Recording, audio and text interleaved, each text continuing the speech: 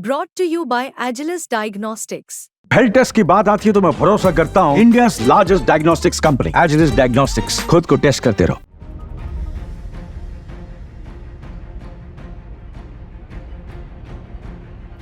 एक तरफ भारत की अर्थव्यवस्था ने दुनिया में धमाका मचा रखा है। आए दिन भारत को लेकर बड़ी बड़ी रिपोर्ट्स आती हैं, जिसमें भारत को दुनिया की सबसे मजबूत अर्थव्यवस्था बताया जाता है। लेकिन दूसरी तरफ अब चीन ने अपनी अर्थव्यवस्था को पटरी पर लाने के लिए हाल ही में अरबों डॉलर के पैकेज का ऐलान कर दिया था, लेकिन शुरुआती संकेतों के मुताबिक इसका कोई खास असर होता नहीं दिखाई दे रहा। बीते 3 दशकों में पहली बार ऐसा हो रहा जब विदेशी निवेशक चीन से अपने पैसे निकाल रहे हैं। आंकड़ों की माने तो इस साल तीसरी तिमाही में फॉरेन इन्वेस्टर्स ने चीन से 8.1 अरब डॉलर की भारी भरकम रकम निकाली है। इस तरह विदेशी निवेशकों ने इस साल चीन से 12.8 अरब डॉलर के फंड की निकासी की है। ये 1998 के बाद विदेशी निवेशकों की तरफ से निकाली गई अब तक की सबसे ज्यादा रकम है। अनुमान में बताया जा रहा है कि अगर हालात में बदलाव नहीं हुए तो चीन से 1990 के बाद पहली बार एफडीआई का सालाना नेट आउटफ्लो देखने को मिल सकता है।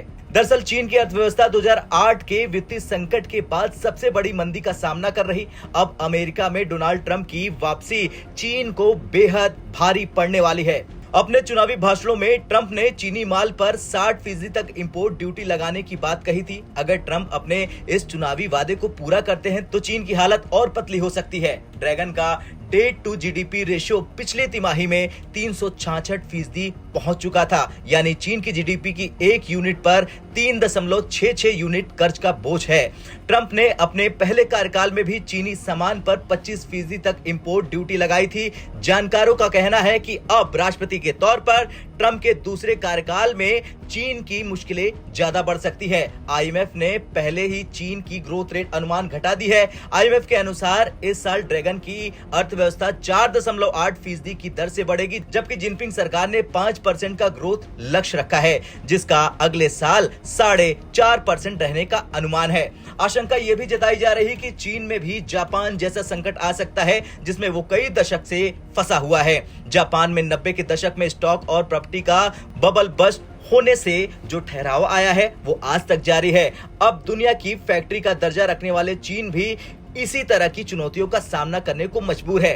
दुनिया की दूसरी सबसे बड़ी अर्थव्यवस्था कई साल से रियल एस्टेट संकट चल रहा है, जो देश की अर्थव्यवस्था में करीब 1/3 की हिस्सेदारी रखता है। इस संकट का असर बैंकिंग सेक्टर पर भी देखा जा रहा, जिससे पूरी चीनी अर्थव्यवस्था में डूबने का खतरा है। देश में बेरोजगारी बढ़ती जा रही और मंदी की आशंका से लोग पैसा खर्च करने से डर रहे हैं। ऐसे में आशंका है कि जापान की तरह चीन भी आर्थिक सुस्ती में फंस सकता है।